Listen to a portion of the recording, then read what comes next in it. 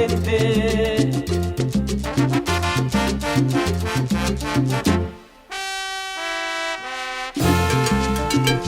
Cuando ve el sonido de la changa, el sonido rolas dice vente. Son los dos sonidos más famosos que la gente tiene por la mente.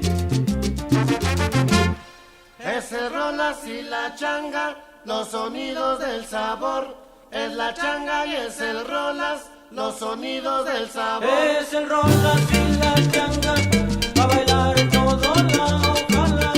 Es el rolas y la changa, los sonidos del sabor.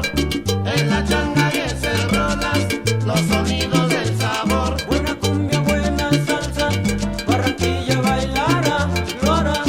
Es el rolas y la changa, los sonidos del sabor.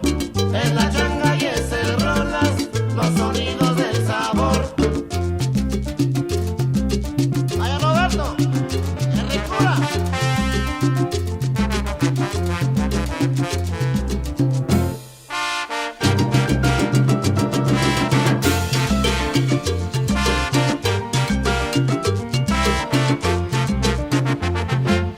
Ese rolas y la changa, los sonidos del sabor. Es la changa y es el rolas, los sonidos del sabor. En Tepito y la